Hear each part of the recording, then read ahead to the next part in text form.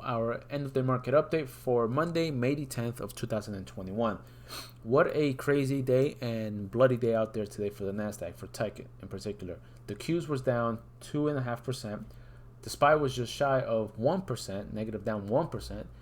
The Dow Jones was the one that was leading the day, but it gave up all the gains and ended up in the red towards the end of the day, or actually flat, right, as you see here, 0.111%. Now, what is happening? What's going on with the wave structure here? What's going on with our trades that we took on Friday, and how are we going to navigate these waters? So this is the game plan that I have, guys.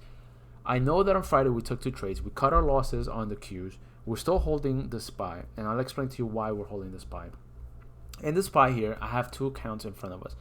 The interpretation that we were looking at on Friday suggested that we were still going to head on higher. Okay, that may still be the case. There's a very, very small possibility that that's still the case. So that's why we're still holding on to our trade. But here in this interpretation, this suggests that we are going to head on lower to possibly the 1618, which is the 4/10 bottom 4 area of the SPY. Why do I say this area? Because that's the 1618 extension of wave A versus wave B, which will give us wave C of wave 4.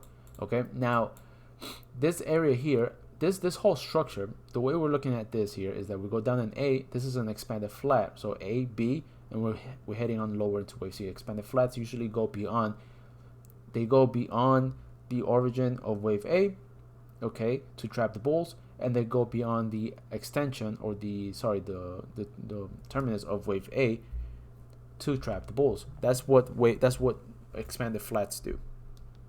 In this case, what we're looking for is the possibility that if we are going to head on lower, this will be a potential buy zone for the SPY to take us on higher. Now, we're not going to pull the trigger just yet, because our main focus for this week should be the triple Qs, should be tech, and should be Nasdaq. I'll explain to you why in a minute. So after I review this wave count, so here coming from the March lows, up in 1, down in 2, 3, ABC flat correction into the wave 4, which we should be coming in this week. Okay, if we continue the sell-off.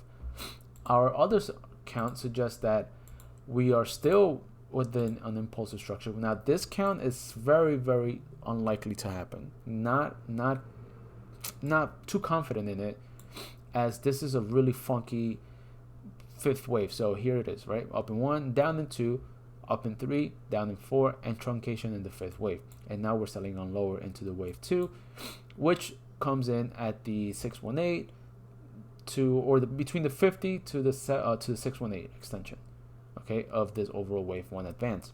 Now this zone comes into confluence with all this area of support. This area here, the zone, the one I'm about to circle, was a previous area of resistance that kept us from getting on higher. Now it's acting as support after today's close, but I'm anticipating that we may head on lower. Now to the main focus. Let us take you to the Qs.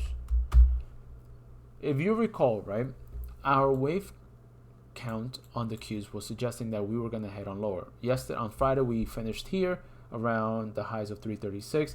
Excuse me. But it so happened that we found rejection and we ended up going lower. I've been stressing this zone here. The extreme of wave 1, it's looking like it's going to happen, guys. I'm sorry, but I think that we are now, instead of being an impulsive structure, this is an actual flat correction in the higher degree. And I'll explain to you what I mean by that in a minute.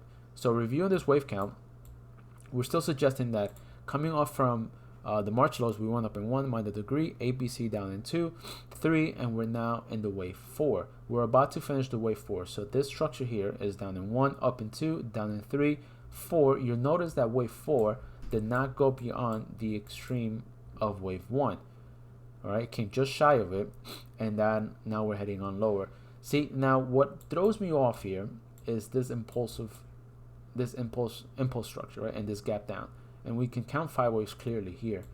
So what I am looking at now, if I take you guys to our interpretation that suggests that we are in a flat correction, is that wave A finished on March lows.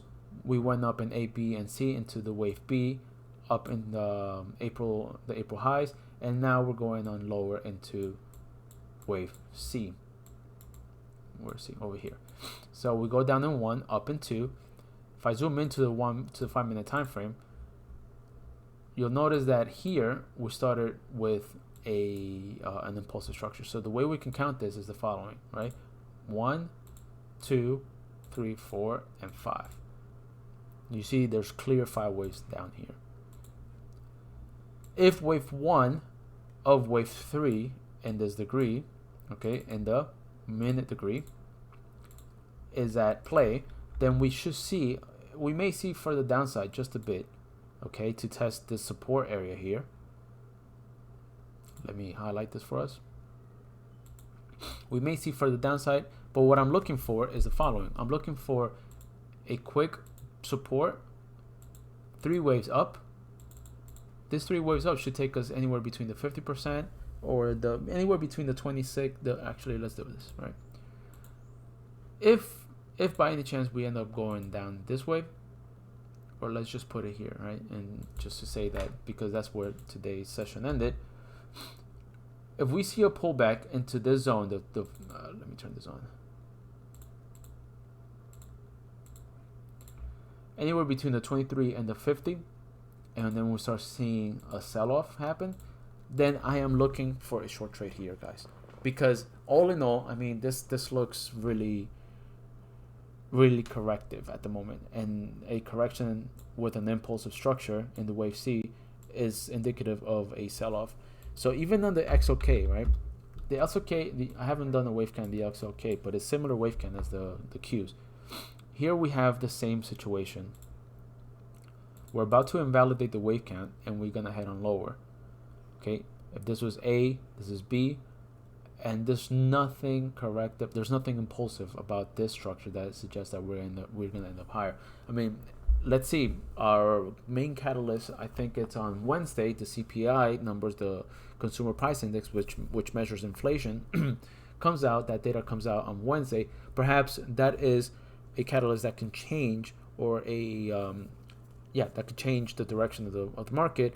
If there's a miss and there's something positive about it, and it'll give the markets a reason to head on higher. However, if that's not the case, then look, this is the game plan. The game plan for the Qs is that we're gonna wait to this target area here. Once we complete the cycle, we bounce up in 3 waves. Once we see a rejection in that zone, we're gonna take a pretty good trade down into the wave 3. Okay, so I know that our, the trades that we took on Friday were what was for a loss in the Qs, but again, that happens in trading. Not everything is a win. So as long as we are very careful with our risk profile and respect our risk management, we should be all right. Once this wave C is corrected, then prepare for an upside trade. Okay, until then, we'll see what happens into tomorrow. We'll take it a day at a time.